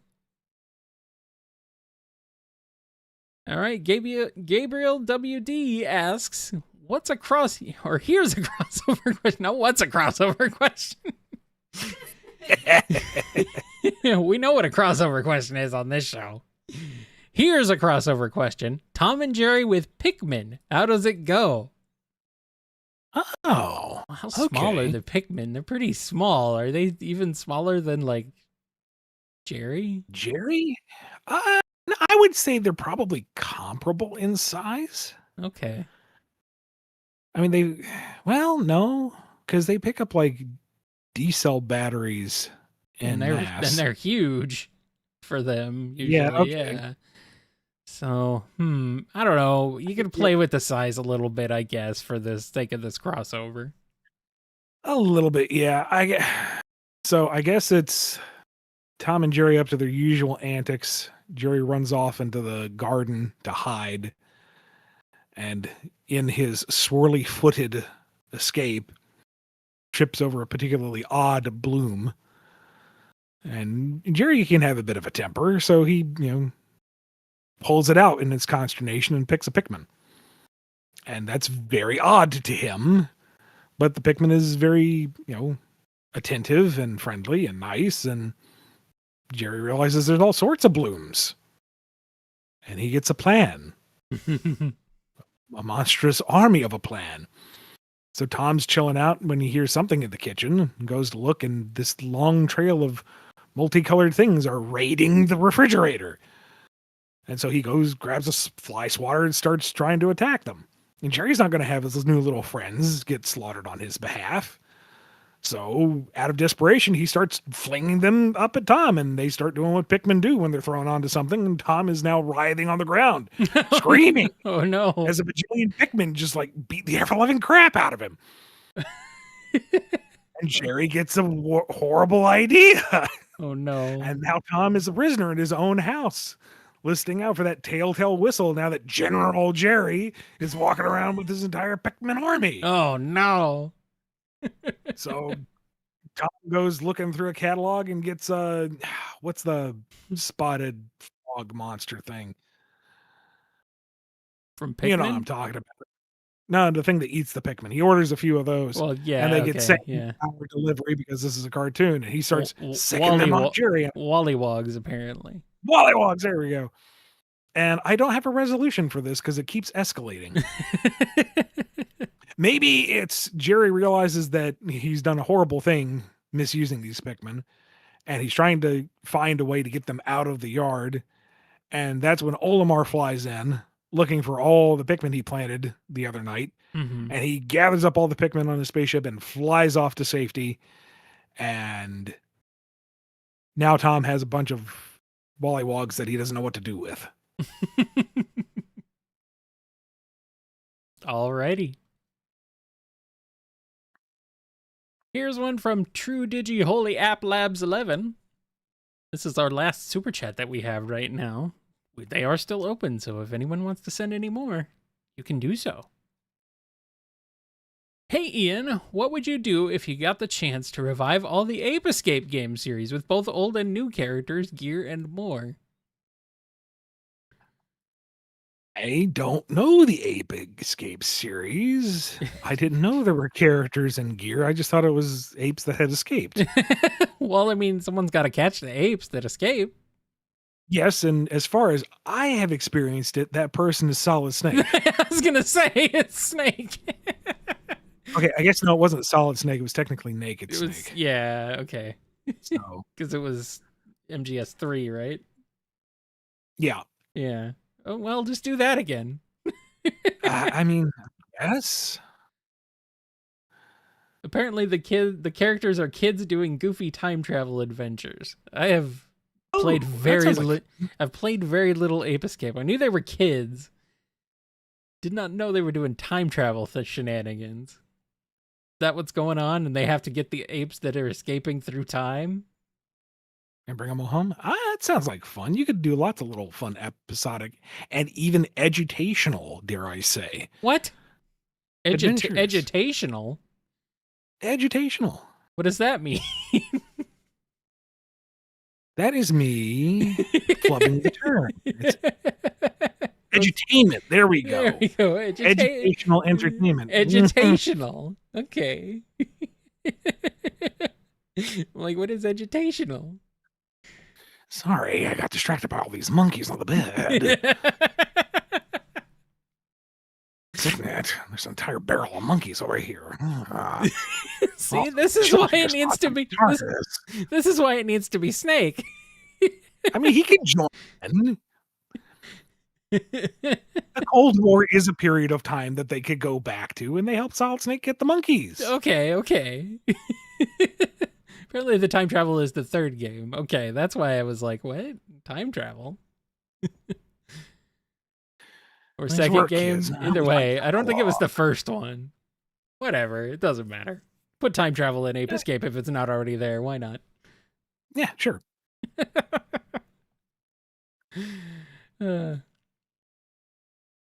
Anyway. Need to get back on mission. I'm tired of all this monkey business. Speaking of monkey business, as we go back to standard questions, here's one from Bonobobot. For the... How appropriate. Huh? How appropriate. I know. For the Worlds Unite crossover, did you get to choose the other Sega and Capcom IPs to appear in the crossover, or were they chosen by the two companies? Just curious to know why there were no Darkstalkers. And by the way, I guess a bonobo is technically not a monkey, but... It's an ape, yeah, but...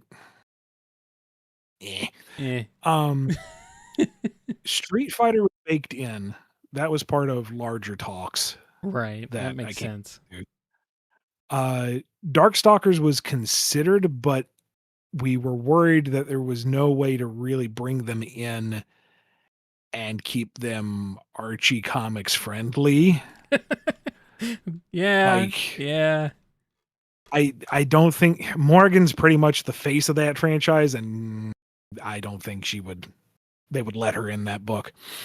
I mean, could have done it. I did want Phoenix Wright as more kind of a joke inclusion. He would have been great. Oh, that got vetoed because he's not a fighting character, and this was right around the time he was in Marvel vs. Capcom 3. So that stung a little bit. Yeah.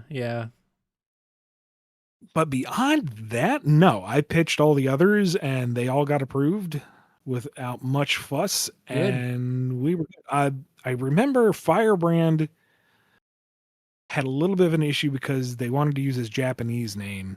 And it's like, nobody reading this comic is going to know the Japanese name. He has an English name. Let's just use Firebrand, please. And we got that. Okay, good. But yeah, everybody else, no fuss, no muss. Good.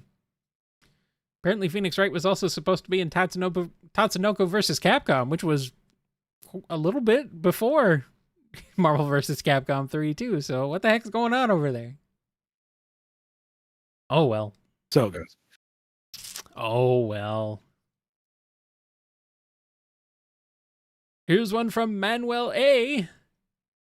Have you seen the LA Test Marvel token characters revealed? What are your thoughts on their choice for their X-Men team? I have, and it's interesting. Who was it all? Okay, so it's Storm, which is kind of a given. Mm-hmm. I mean, you need Storm. She's awesome. Wolverine, if he hadn't been included, I'd be surprised. Magic, I guess she's getting a big push. I've never been a big fan of Magic.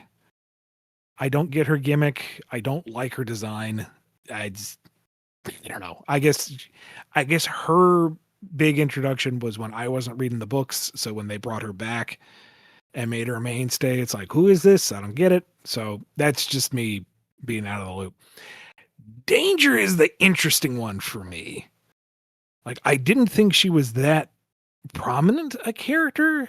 I thought she kind of got introduced, and what happened? Was she killed off or went somewhere? Mm-hmm. I don't remember how that arc went, but I didn't I didn't remember her resonating very much.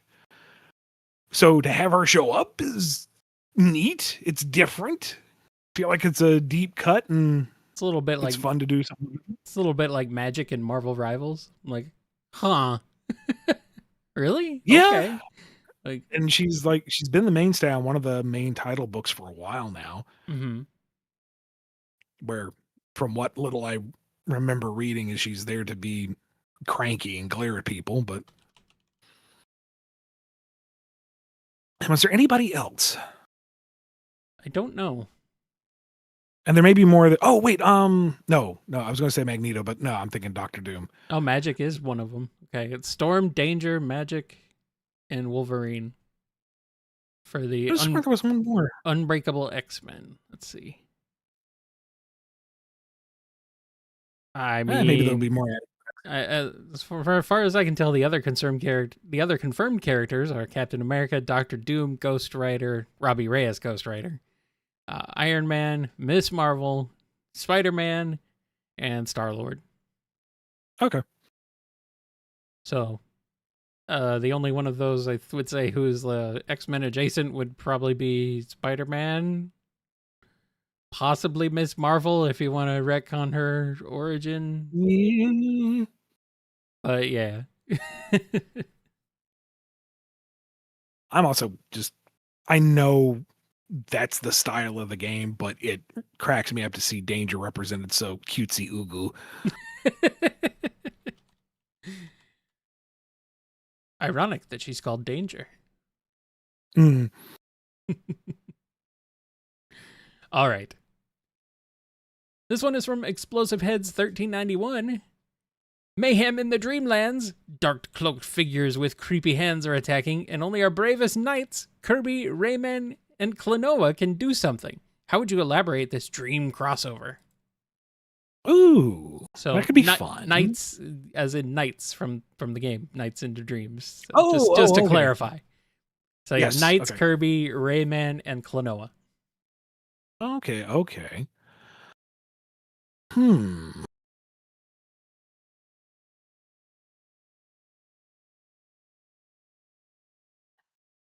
not sure which Who of would these. be? Go ahead. It's like who would lead the charge on this? Probably Rayman. Really? Okay. He makes friends very easily. Well, so does Klonoa. That's the thing. I guess you've got Klonoa and Rayman to bounce off each other as the principal leads. They're going to talk out what they need to do, how they're going to go about it. They'd make the observations of the world. Knights is there for commentary, a little bit of color commentary, probably some of the jokey stuff. I know he's not the comedic relief of the series. Knights can lock in when they need to, but Right. Knights is also more of the carefree jester of the group.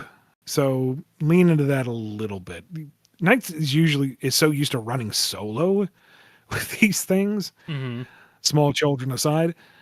Having others get to play the straight foil might give him a chance to cut loose a little. And Kirby is just going to kind of be along for the ride and Poyo and be a reliable, good, squishy friend who is clutch when things get especially dire.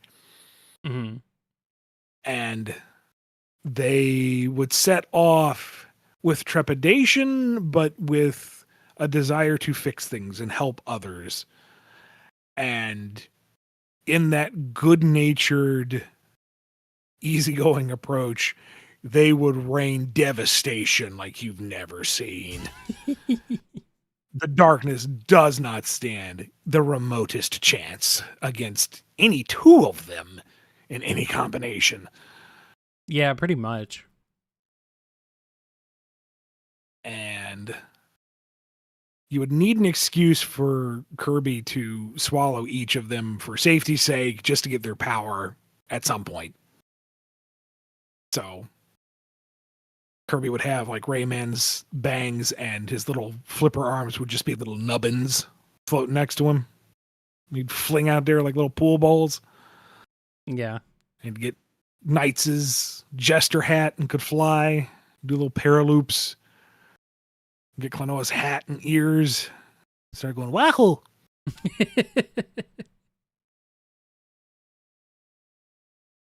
Something like that. And the big bad is like a amalgamation of all the terrible dark nightmare themed bosses from each franchise that each sought to harness the power of each other, and they just combined into this one Eldritch eyeball festering thing. And so once the four dreamy heroes defeat it and tear it apart back into its normal pieces, all the villains are like, you know what? We owe you one. We're kind of done. We're going home. And then everybody has strawberry cake. Cake. Santiago C asks, what's your favorite couples trope? Mine is the not matching visually or the high contrast, like Roger Rabbit and Jessica Rabbit, or Necro and Effie from Street Fighter. That's a fun one. Yeah. Maybe just because we did a bunch of Much Ado About Nothing talk last episode, but the enemies to lovers thing. I was going to say idiots to lovers because that's funny. That too. That's a little more wholesome, I think, or can be. It depends. I also like the sexy badasses who have sexy badass adventures together. Okay, yeah. Your Gambit and Rogue. Yeah. Your Yuri and Judith out of Tales of Vesperia. Vesperia, yeah. Thank you. I don't feel like you see it a lot because there's usually more of a difference between the two of them, some kind of disparate chemistry, but yeah, if you just have two characters who are competent and cool and they get along great, and maybe there's a little bit of friction, but all that does is just make them happier with each other, and you just get to exult in them being wish fulfillment fantasy. I don't know. I'll eat that popcorn. That's fun. That's trash that I will enjoy. There's a good one from our Discord chat. I love when one member of a couple tells the other, I am not going, and then the screen cuts to both of them being there. Yep. It's always pretty funny. It's a good one. Alrighty, JCSP5934 asks, what do you guys think of the Dragon Ball Beerus remake? If possible, could you answer? I can't really. I don't know anything about it, but maybe Ian can. I saw the trailer, and my question is, why? Okay. Because Battle of Gods, the original version, money Ian was the answer to that, by the way. I want something more than that. The first version of the film, Battle of Gods, is great. Like, I have a hard time thinking of any critique to make of it. It was wonderfully fresh. Beerus and Whis were some of the best things to happen to Dragon Ball in a long time. The Super Saiyan God transformation, while a bit contrived, was a nice new direction from the escalation we saw of the other Super Saiyan forms. And it was just a fun, and I like the fact that Goku loses. You know, like, here is the titular character, maybe not titular, he's not the Dragon Ball, but the main character who has overcome all manner of threats throughout so many films and episodes and whatnot. And he gives it his all, and he actually legitimately loses. There's no deep fake out. There's no gotcha to it. It's just Beerus outclasses him. Mm-hmm. And I like that. It's an earned defeat, but Beerus spares him and the planet because he's earned his respect. And I like that. it was new, it was fresh. It took the formula and did some fun new things with it. It was just, it's good Dragon Ball. Just good stuff. Good stuff. Why reanimate it? Why do it again? And in a lot of the shots that I saw of the trailer versus the original, I'm not seeing what the choice was. Like, why make these changes? Like, I feel like it overemphasizes lighting and shadow in ways that are not necessary or even detrimental. It loses the emotional point in some shots. It just feels like they're upscaling it to say they did it. Like, the old movie, from what I remembered, looked great. I thought it aged well. It didn't need a touch up. It's not like it's 20 years old or something on film that needs to be preserved. It was fine. So I don't get it. I don't understand. Just re-release the original film. By the way, Ian, everyone knows that the titular character of Dragon Ball is none other than John Dragon Ball. Yeah, I know. That was my mistake. You should know that. Even I know that. And I know nothing about Dragon Ball. We've been at this for an hour and a half. I flubbed. All right. Okay. I know John. I deeply respect all of the ways he's been portrayed over the years. You can't discount John Dragon Ball. It's like one of the few graphic tees I own. Okay. You gotta keep it. You gotta keep it 1,000. You know. Yeah. The Aquamarine Dragon.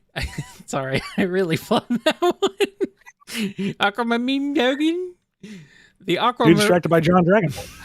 The Aquamarine Dragon 7726 asks, question: since the DC Comics, Mega Man, TMNT, Pac-Man, Avatar, and Godzilla universes technically now relate to a certain Blue Rodents universe, are you no longer going to count questions from both franchises? I need to refrain from talking about the Sonic franchise in general. Right. I mean, I can focus on talking about my body of work specifically, but I'm just not going to get into the franchise or the lore or the company or any of that stuff. It would be a lot easier if folks stopped trying to be clever in quotation marks and find loopholes or skate the line. Oh, can you answer this? It's like, guys, I need to make this decision for a number of reasons. Don't make this any more difficult than it needs to be, please. It's unfortunate, but it also kind of makes sense. So, all right. Jordan A has a question. So, Ian, I heard you're from North Carolina. So, since it's a southern state, how do you like your barbecue? You probably make some hella good burgers.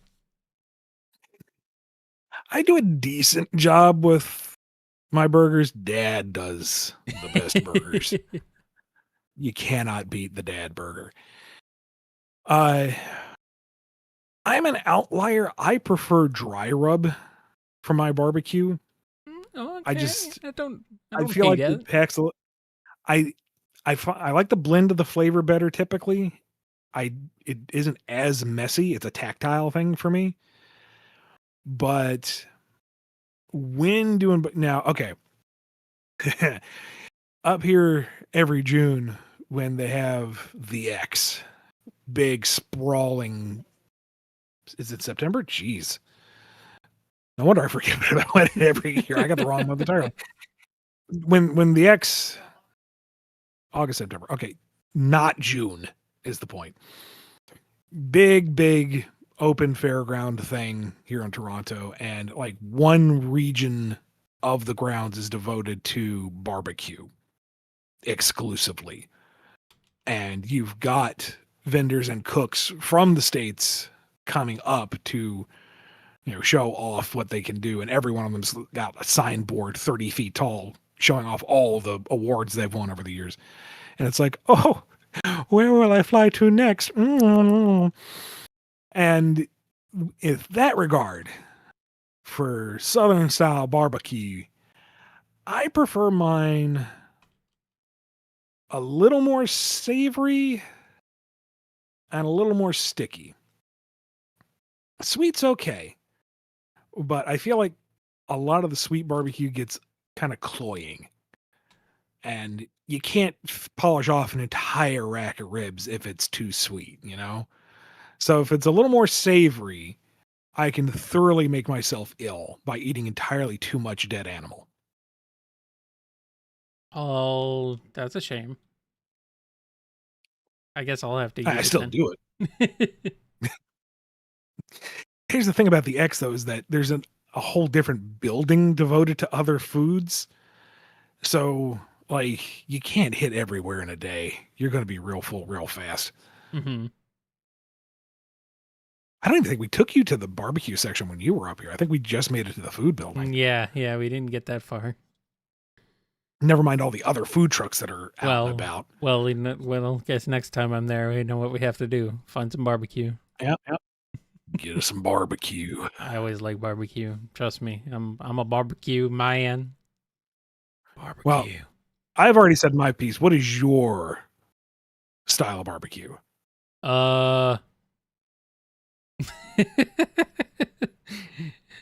Yes. Yes. I hate to specify because there are wrong answers, but I don't know what they all are. Most of the barbecue around here, honestly, I think is Texas style, which is fine, but I feel like we could do better. It just kind of depends. I know in the South, it's pretty popular to have mustard-based barbecue sauce rather than tomato-based. And I think that's really good, honestly, but it's not very common here. But yeah, I'm good with sauce. I like a good saucy barbecue, but dry rub is also good. I mean, I'm down with anything, man. I'm like, barbecue, yes. Barbecue, yes. We don't have much southern food here, unfortunately. But, I mean, other than like chains, we have like Popeyes. Does that count? I don't think that counts. No. We've got Popeyes up here. No. Yeah, no, that's like the best we got, I think. Oof. Yeah. Big oof. For like southern food, we don't have much here, so. Unless Waffle House counts. Waffle House defies geographical borders. I think Waffle House so just at this point. It just kind of is. Yeah, that's true. That's true.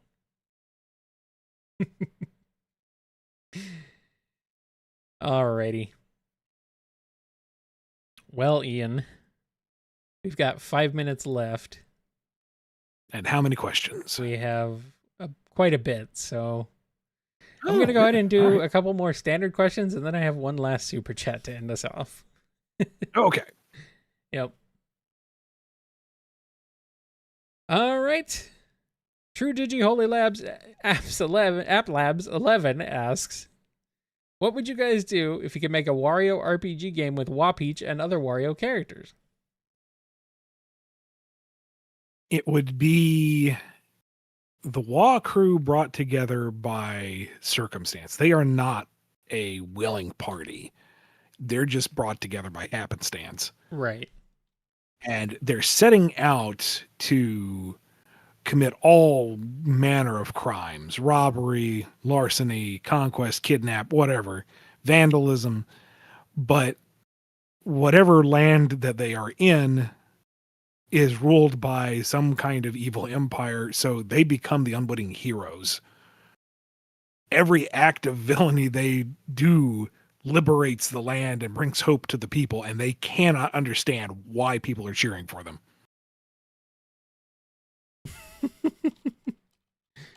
All right. Sure. We'll go with that. Ski Storm 739 asked, What do you think of a Fortnite cross Honkai Star Rail crossover? Huh? It makes enough sense to me, I guess. You cut throw out everything else in there. What? I don't even know. Like Fortnite has lore, I guess. I don't know. Well, I don't know about that. It's just they have a couple of characters from Star Rail. Oh, right, that's right. This is actually happening. They are doing Honkai characters in Fortnite. Okay, I was thinking like if this was like a theoretical actual crossover between the two. Okay. No. It's Kafka and Blade from my end. That's right. That's right. I just saw that they had Kafka in Fortnite. I'm like, oh, poor Kafka. And if you're gonna pick any two characters to do wanton violence against strangers, I guess those two are the ones to pick. All right. I'll give you that. I was like, I was looking at Epic, and I'm like, all of a sudden, like Kafka's there, but it says Fortnite next to it. I'm like, what's going on here? Oh no. Oh well. They're probably not going to do a Fortnite character in Honkai though. Funny as that would be. What would you even do? I don't know. Fortnite has its own original characters. Nobody cares about them, but they are there. Yeah. I guess it's only a matter of time before there's a Genshin character in Fortnite. Maybe that's what this is all leading up to. Who would be a good Genshin character for Fortnite? Wanderer, Scaramouche. Okay. I mean, if anybody's going to run around griefing other people with various forms of projectile, it'll be him. Yeah. I could see that, but then again, I'm also like, for some reason, I'm also seeing Yoimiya. Like Yoimiya was the first thing my brain jumped to. Maybe, but I'm more inclined to say Yaimiko just so you can have a signature condescending laugh. Okay. I mean, I'll do it. You kill somebody, stand over their body, and just do that behind the hand thing. Yes. Okay. Or maybe Mika. There you go. Put Mika in there. Yeah, but then I'd have to ask somebody to use that skin so I could just shoot them. Repeatedly. Yes.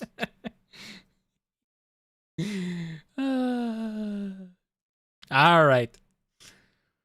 One last time, we got a super chat. It's from the berry. Strawberry, that is. Hi, Straub.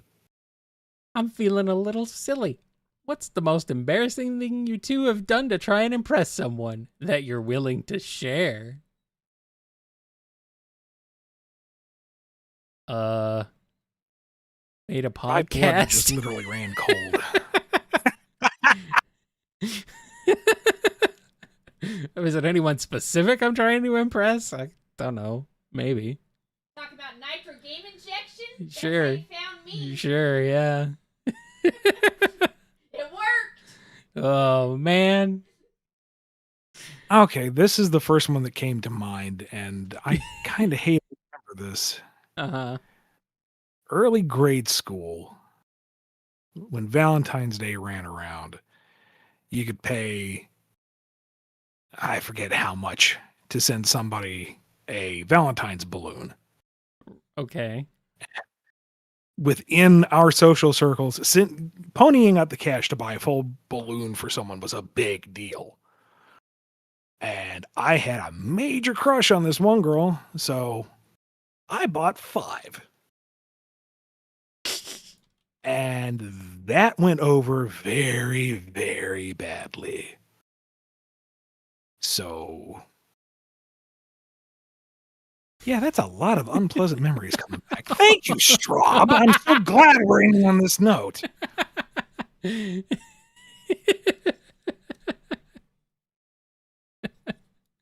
Oh, it's been sent to Lee, this question. Sent to Aaliyah. Hmm. I don't know. I'm guessing that answer was not related to Aaliyah and it was somebody else. Oh yeah. Okay. I wouldn't meet Aaliyah for years later. Okay. All right. Well, I think that's enough for now. Yeah, absolutely. Thanks. Rob. Thank you, everyone, for tuning in, for supporting the show, except for you, Straub. Really appreciate Rude. all you coming back and the super chats and just sending in the questions, except for you, Straub. Thank you to Jennifer R for managing all those questions, except for Straub's. Thank you for JR for doing all the timestamps here in the future. You can omit Straub's if you want. Thank you for Kazi for managing the social media stuff. You can ostracize Straub now. And that's about it. Check out Drogoon.com for my original series Drogoon. Check out kngi.org for Kyle's ongoing video game show. Video game music show. It'll be ongoing hopefully soon here. I'm getting on track to hopefully do one here in a little bit. We are getting to so much archived stuff you could listen for years. We have the anniversary is coming up, so I figured I should at least do something for that. Maybe we'll see. Thank you to Kyle for going through all the questions except for Straub's. Be good to yourselves. Be good to each other. Take note, Straub. And we will see you next time on the BumbleKast. Straub says, "Wow, bitch." I know you are, but what am I? Oh. And on that note, it's time to end. Bye, everybody.